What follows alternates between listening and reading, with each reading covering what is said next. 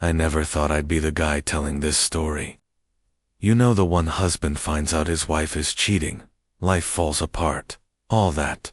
But here I am. My name's Ray, I'm 42, and until 6 months ago, I managed construction projects across the city and came home to what I thought was a solid marriage, 15 years. That's how long Sarah and I had been together. 15 years of sharing a home, a bed, and what I thought was a life. We weren't perfect, who is? But we had our routines. I'd leave early, hard hat in hand, while she'd head to her marketing job downtown. Weekends were for yard work and occasional dinners with friends. Normal stuff. The first sign something was off. Sarah started having more girls' nights out. New clothes appeared in her closet, nothing I recognized buying. Her phone would buzz, and she'd turn it face down. Little things that didn't add up, but weren't worth fighting about. At least that's what I told myself. My grandfather's gold pocket watch was always my most prized possession.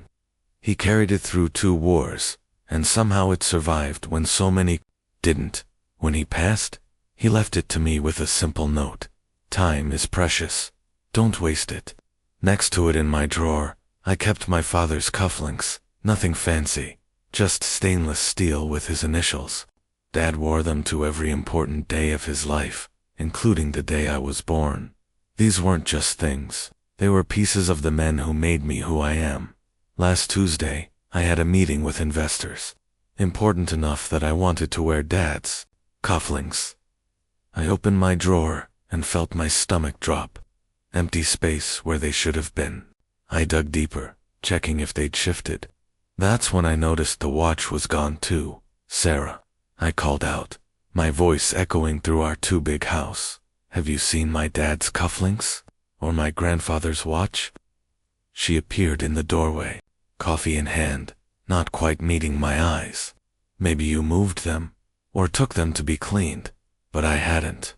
And deep down, I think I already knew. When I noticed my grandfather's watch was missing from the drawer, I felt sick to my stomach. That watch survived 2 wars. It wouldn't survive my marriage. I didn't know then that in less than a week, I'd be standing in a pawn shop across town, staring at security footage of my wife selling my family's history for cash. Or that the money wasn't for bills or some surprise gift for me. It was for a hotel room with a man named Mark. To understand how I got to this point, I need to take you back to the beginning. It was the summer of 2008 when I first met Sarah at a friend's barbecue. The sun was setting, casting a warm glow over the backyard filled with laughter and the delicious smell of grilled burgers. I can still picture her standing there, her dark hair flowing in the breeze, laughing at something my buddy Chris said. I was instantly drawn to her infectious smile and the way her eyes sparkled. We chatted that evening, sharing stories about our lives, dreams, and favorite movies. It felt like we'd known each other forever. Fast forward a year, and we were moving into our first apartment together. It was a small 2-bedroom place above a bakery, and the sweet smell of fresh bread filled our home every morning. We painted the walls a soft blue and filled it with mismatched furniture found at garage sales. Those were the early days, filled with love and laughter. We made memories over late-night snacks and binge-watching our favorite shows. I remember those quiet moments when we'd sit on the couch, her head resting on my shoulder, both of us feeling like we were on top of the world. After a couple of years, we decided to take the plunge and buy a house. It was a fixer-upper, but I saw potential everywhere. I spent evenings and weekends working on it, pouring my heart into every project. I could almost hear my grandfather's voice guiding me, reminding me of the value of hard work. He taught me about craftsmanship and pride, lessons I carried with me into adulthood. I wanted to create a home for Sarah, a place where we could build our future as our lives became busier. I found myself working longer hours in my job as a construction manager. I took pride in providing for my family, but it often meant sacrificing time at home. Sarah, too, was climbing the corporate ladder at her marketing firm. I thought we both understood the demands of our careers. We were partners, right? I worked hard, and she was there to support me. It was a balanced dance, or so I thought. But then things started to shift. I began noticing subtle changes in Sarah's behavior. She became distant, often lost in her thoughts.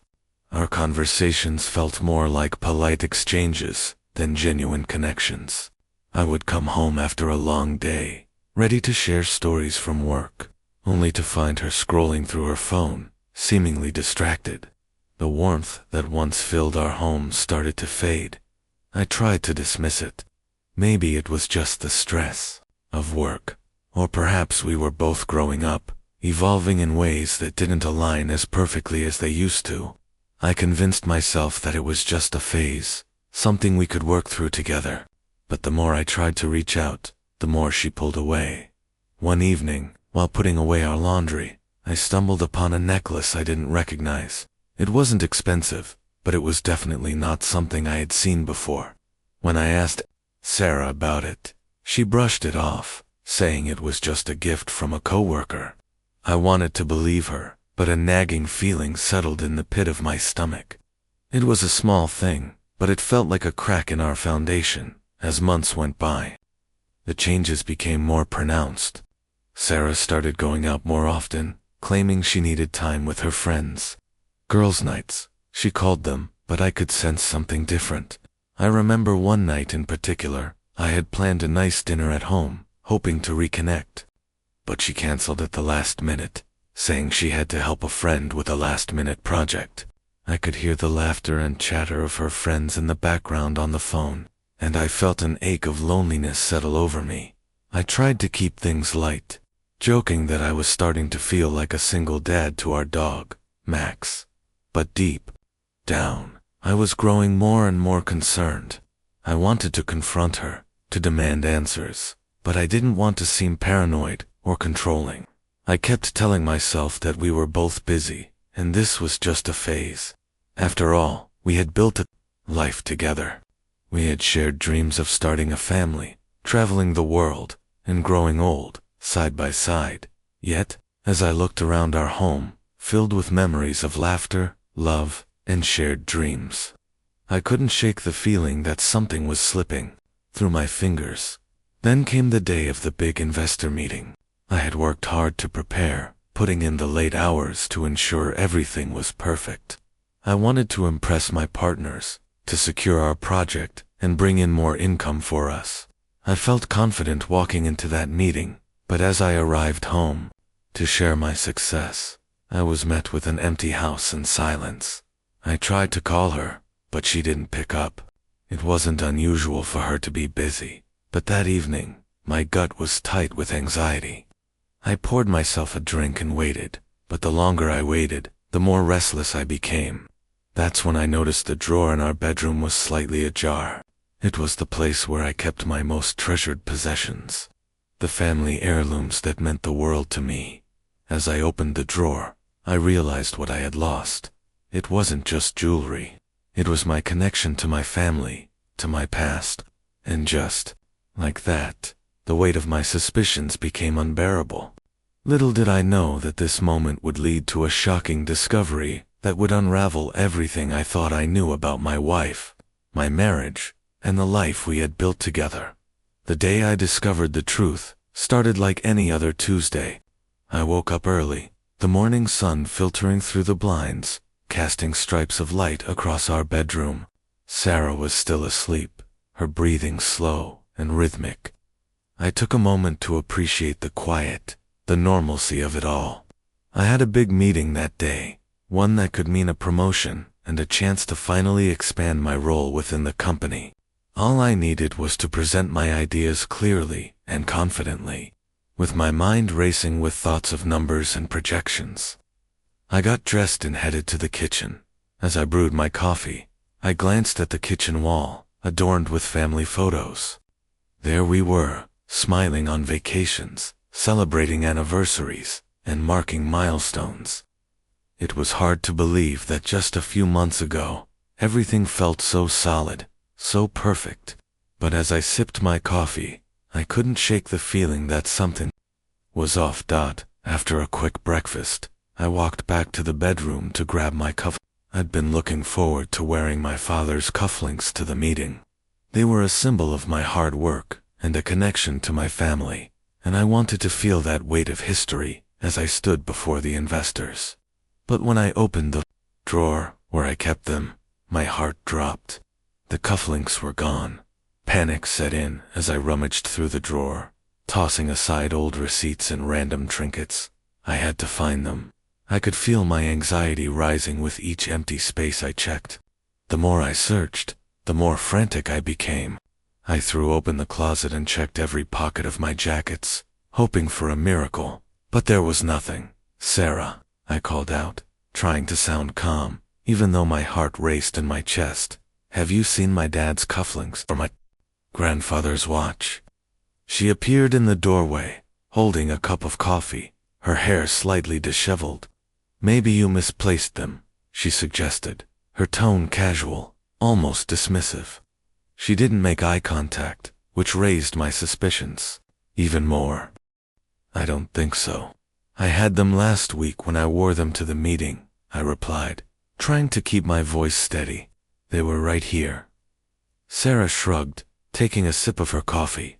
"You probably took them to be cleaned or something. You know how you can be." Frustration bubbled within me. "I wouldn't forget something like that, Sarah. They mean a lot to me. They were Dad's." Her expression shifted slightly, a flicker of annoyance crossing her face. "Well, I can't help you find them. I have to get ready for work," she said, turning away from me and heading back into the kitchen. I felt a wave of disappointment wash over me. The cufflinks were just the tip of the iceberg. I had been feeling a growing distance between us, a chasm that seemed to widen with each passing day. I wanted to confront her, to ask her directly if something was going on, but I hesitated. Instead, I focused on my meeting, pushing the nagging doubts aside. After I got dressed and collected my notes for the meeting, I noticed Sarah's purse on the table.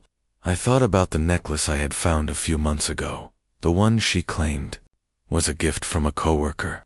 My gut told me something was wrong. Maybe looking through her purse was crossing a line, but my instincts were screaming at me. I needed to know. I opened her purse and dug through the clutter: lipstick, receipts, a few crumpled snack wrappers, and then I found it, a small, folded receipt from an upscale restaurant just down the street. The date was for last Saturday, the same night Sarah had canceled our dinner plans. My heart raced as I read the total. It was enough for a nice dinner for two, complete with drinks. I felt sick. My mind raced back to the countless times Sarah had brushed off my attempts to connect. The late nights out, the secretive phone calls, the changes in her behavior. The receipt was a nail in the coffin of my denial. I took a deep breath and tried to steady myself, but the anger and betrayal coursed through me like electricity. "Why did you lie to me?" I whispered to myself, feeling the weight of the realization pressing down on me. I put the receipt back in her purse and stepped back, unsure of what to do next. I needed answers, but I also felt like I was standing on the edge of a cliff, ready to jump into an abyss of uncertainty.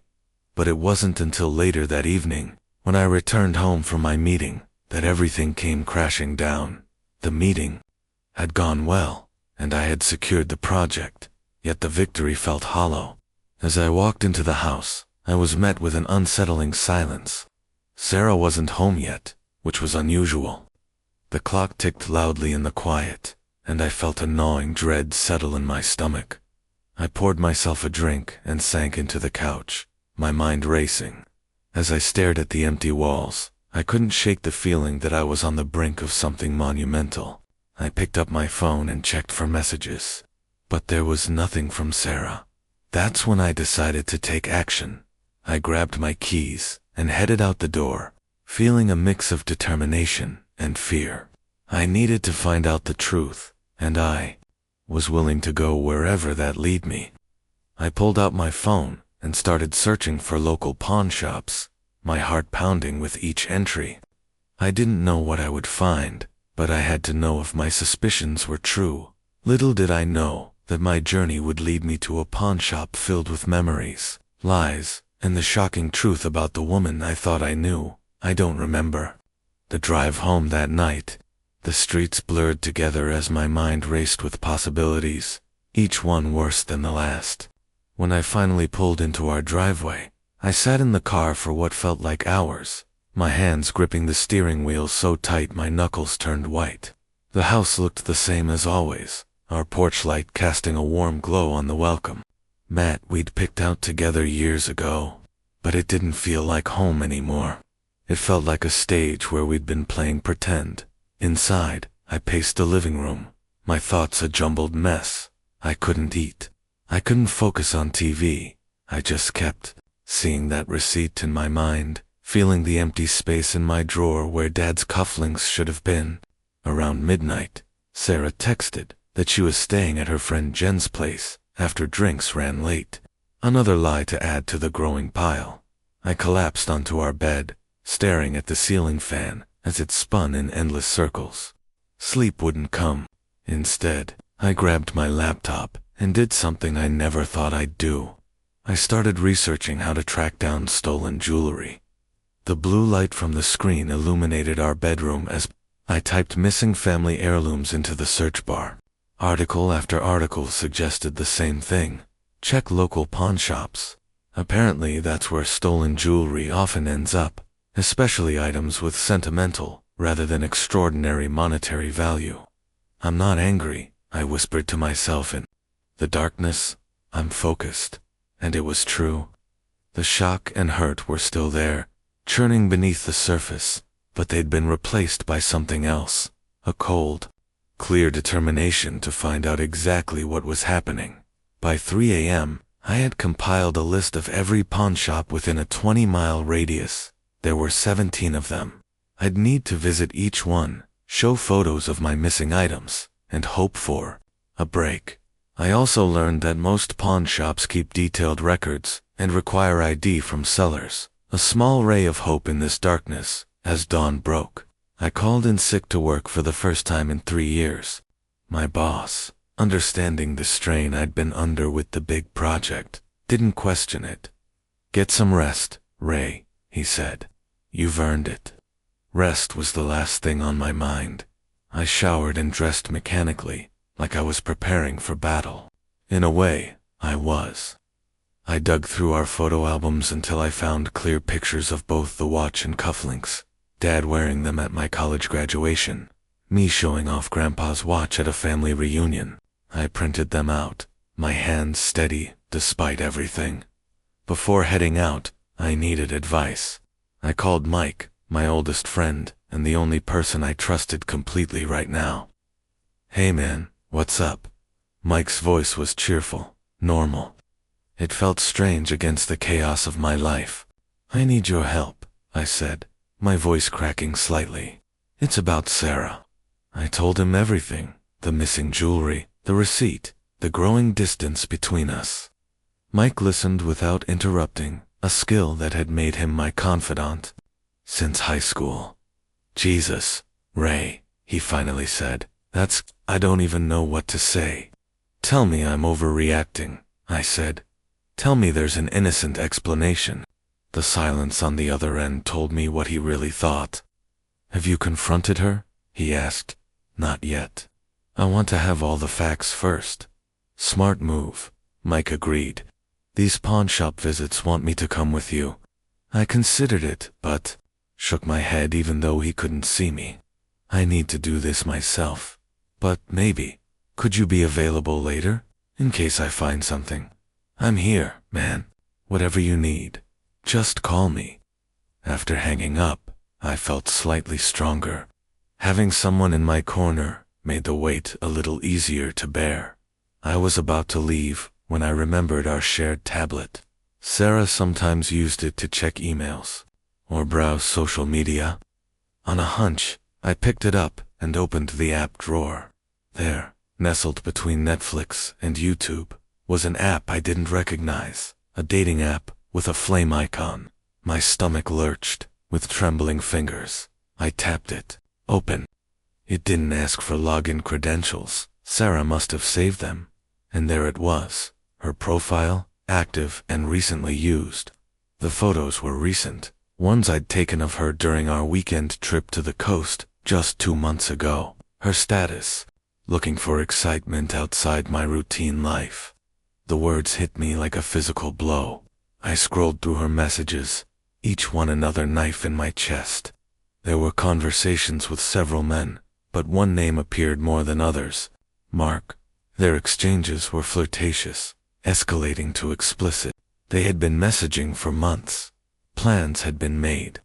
Meetings had happened while I worked late, or when she claimed to be with friends.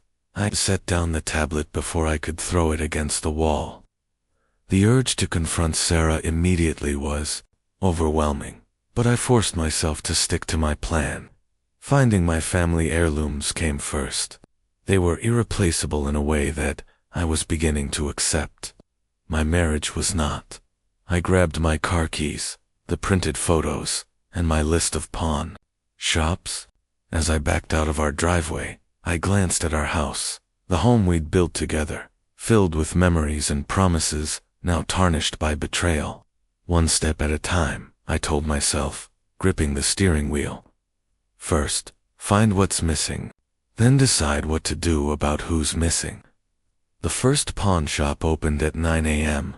I checked my watch. Dad's watch would have shown 8:15. I had time to grab coffee and steel myself for what might be the longest day of my life. The first 2 pawn shops were dead ends. At the first, a dingy place with bars on the windows, the owner barely glanced at my photos before shaking his head. Nah, man, haven't seen these. Try gold and silver down on maple. The second shop was more upscale, but equally unhelpful. The woman behind the counter seemed sympathetic, but had nothing to offer, except an awkward pat on my arm. By the time I pulled up to Eddie's Pawn and Loan, the third shop on my list, it was almost noon. The sun beat down mercilessly, matching the burning in my chest. This shop was tucked between a laundromat and a convenience store in a strip mall I'd driven past hundreds of times without noticing. A bell jingled as I pushed open the door, the cool air inside a welcome relief. The shop was surprisingly clean and well organized. Glass cases displayed jewelry, electronics lined the walls, and musical instruments hung from the ceiling. A man, in his 60s, stood behind the counter, reading glasses perched on his nose as he examined a watch under a magnifying glass. "Be with you in a minute," he said without looking up. I waited, shifting my weight from one foot to another, clutching the printed photos in my sweaty hand. Finally, he set down his tools and looked up. "What can I do for you today?" he asked, his voice friendly but professional. "I'm looking for some missing items," I said, placing the photos on the counter. "Family heirlooms. They disappeared from my home recently." He picked up the photos, studying them carefully. I watched his face, and something changed. A flicker of recognition crossed his features. My heart began to pound.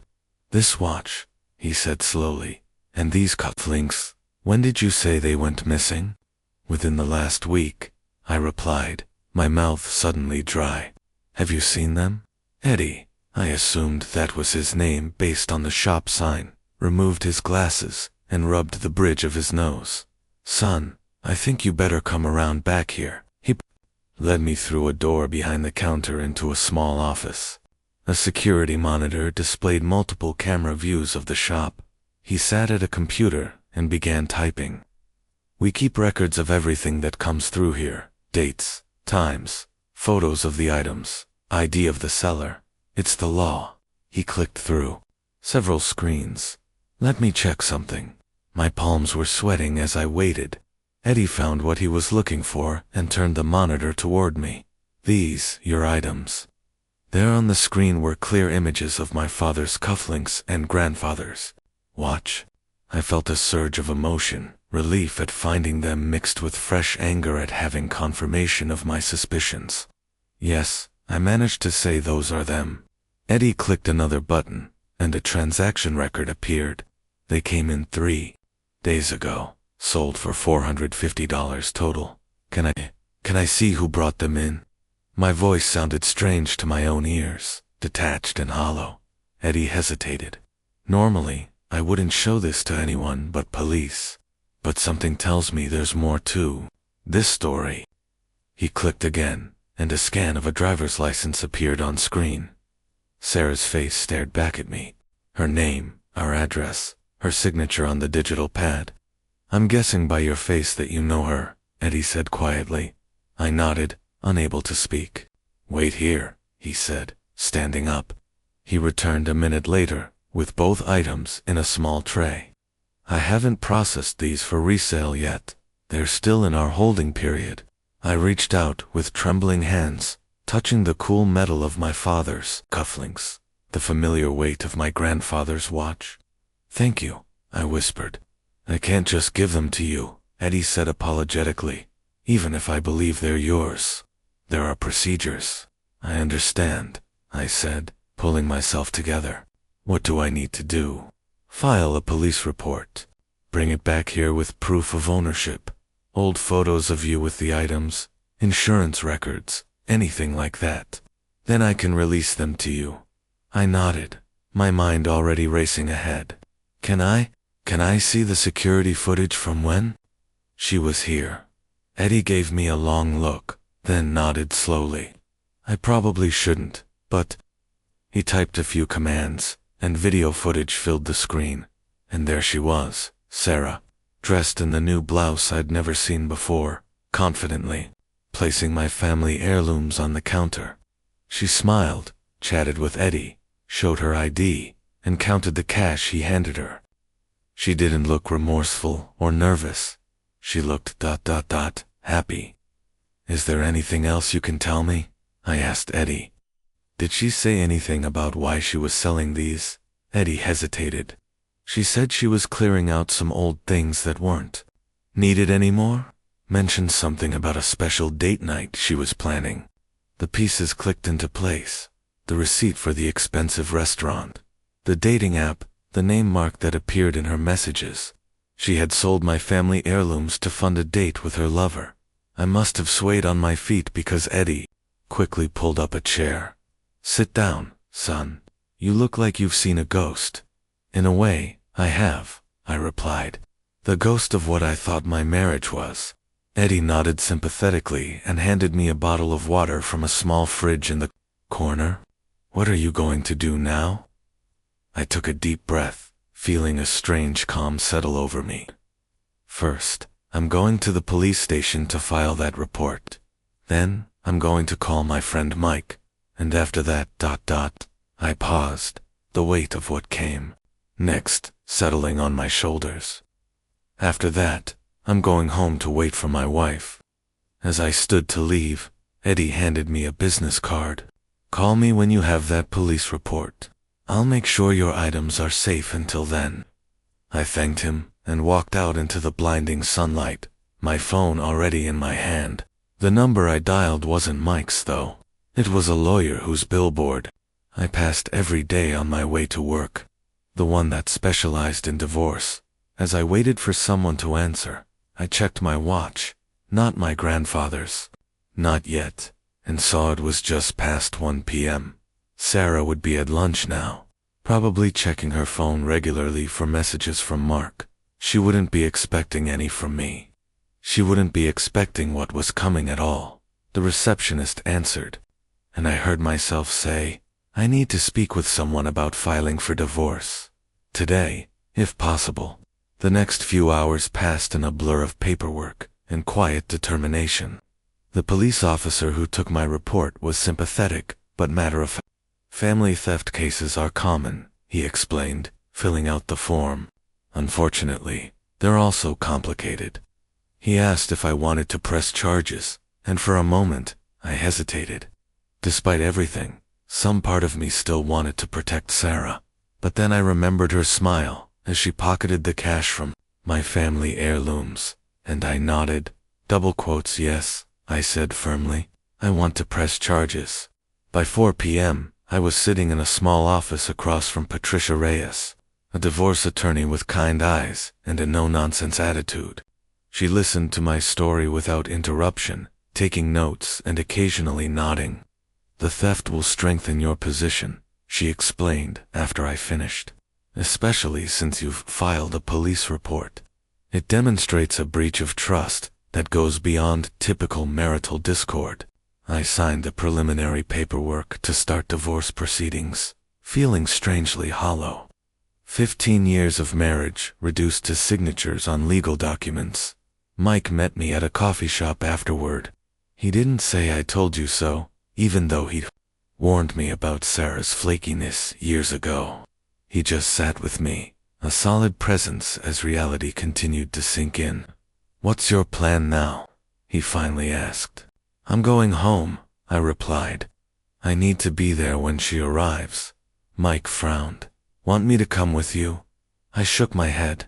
"This is something I need to do alone." The house was quiet when I returned. I sat at the kitchen table, the police report and divorce papers spread out before me. The minutes ticked by slowly. I rehearsed what I would say, how I would remain calm and dignified despite the storm raging inside me. At 6:17 p.m., I heard her key in the lock, the familiar sound of her footsteps, the rustle of her purse being set down. She called out my name, surprise evident in her voice when she spotted my car in the driveway. "In here," I answered, my voice steadier than I expected. Sarah appeared in the kitchen doorway, her face composed but her eyes wary. "You're home early," she said, trying to sound casual. "How was your day?" "Educational," I replied. "I learned a lot about pawn shops." Her face paled, but she quickly recovered. "Pawn shops? What are you talking about?" I slid the police report across the table toward her. "The pawn shop called. They wanted to know if you were planning to reclaim your husband's family heirlooms." The facade crumbled all at once. Sarah's shoulders slumped as she sank into the chair across from me. "Ray, I can explain." "Actually, I don't need explanations anymore," I interrupted, surprising myself with how calm I felt. "I've seen the security footage. I've read your messages with Mark. I know about the hotel room you paid for with my grandfather's watch." Tears filled her eyes. "It wasn't supposed to happen like this," she whispered. "How was it supposed to happen, Sarah? Were you planning to empty our accounts next? Or just wait until you found someone willing to take you in permanently before leaving?" The tears spilled over now. "I was unhappy," she said. "You were always working.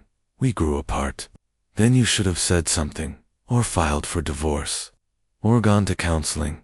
Anything but this." I gestured to the papers between us. "Anything but stealing from me."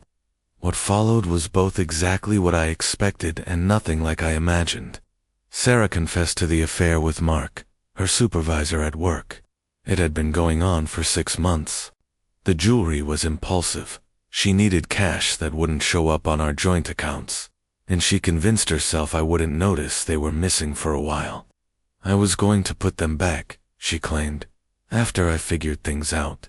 I didn't believe her, and I told her so. 2 days later, I returned to Eddie's pawn and loan with the police report and old family photos showing the items. Eddie smiled as he handed over my grandfather's watch and my father's cufflinks. "Glad these are going back where they belong," he said, refusing the money I offered to cover what he'd paid Sarah. "Just promise to keep better track of them." Sarah moved out the following weekend while I stayed at Mike's. I couldn't bear to watch her pack. The divorce proceedings moved quickly, especially after her company learned about her relationship with Mark, who was married with children. Both were fired for violating company policy. 3 months later, the divorce was finalized. The judge, upon reviewing the evidence of theft and betrayal, awarded me the house and most of our assets. Sarah didn't contest it, perhaps out of guilt. Perhaps because her lawyer advised her she had little ground to stand on. As for my family heirlooms, they now rest in a proper safe, installed in my home office. Sometimes, when I'm feeling reflective, I take out my grandfather's watch and listen to its steady ticking. Time moves forward, regardless of our pain. And slowly, so was I. 6 months have passed since the day I stood in that pawn shop, staring at security footage of my wife selling pieces of my family history. Sometimes it feels like yesterday. Other times, it feels like a story that happened to someone else. My new apartment is smaller than our house, but it feels more like home than that place had in years. I decided to sell the house. Too many memories lingered in those rooms, and I wanted a fresh start. The walls here are painted a deep blue that reminds me of the ocean. My grandfather loved the sea. He'd approve. In the living room, I've installed a display case with proper lighting. Inside sits my grandfather's watch and my father's cufflinks. No longer hidden away in a drawer, but prominently displayed where I can see them every day. Sometimes visitors ask about them, and I tell their stories. How my grandfather carried that watch through 2 wars, how my father wore those cufflinks the day I was born. I don't mention how they briefly disappeared. That part of their history doesn't define them. Last weekend, I ran into Eddie from the pawn shop at the hardware store. He recognized me immediately and asked how I was doing. We ended up grabbing coffee afterward, and he shared stories about other family treasures he'd helped reunite with their rightful owners over the years. He's become something of a friend, an unexpected positive in this whole mess. I've reconnected with old friends who somehow drifted away during my marriage. Mike and I go fishing now, just like we did in college. His wife Tanya has introduced me to her single friends, without pressure. Just casual dinners, where everyone treats me normally. Not like I'm broken. The divorce taught me things about myself I never knew. I'm stronger than I realized. I can rebuild. I can forgive, not for Sarah's sake, but for my own. Carrying anger is exhausting, and I've chosen to set it down. Sometimes I wonder if I missed the warning signs. If I was too focused on work and building our life to notice my marriage crumbling.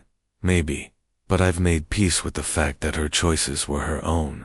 My only responsibility now is deciding what to do with the life ahead of me. Last night, I held my grandfather's watch, feeling its weight in my palm. Time moves on, just like he always said. The watch still ticks, marking seconds that become minutes, hours, days, new memories, new beginnings. I've started woodworking in my spare time, building small pieces for my apartment. There's something healing about creating with my hands, about turning raw materials into something beautiful and useful. My father would understand that satisfaction. The most valuable things we own aren't things at all. That's the lesson in all of this. The watch and cufflinks matter because of the love and history they represent, not because of gold or silver. Sarah thought she was stealing metal and stones, but what she really took was trust. That's the one thing I couldn't get back from any pawn shop. But trust, like anything worthwhile, can be rebuilt. Not overnight, and maybe not in the same way, but I'm working on it, one day at a time. With each person who shows me that most people are worth trusting after all. And someday, perhaps I'll pass these heirlooms down to someone who understands their value goes far beyond what any pawn shop could offer. That's the future I'm building now, honest, authentic, and entirely my own.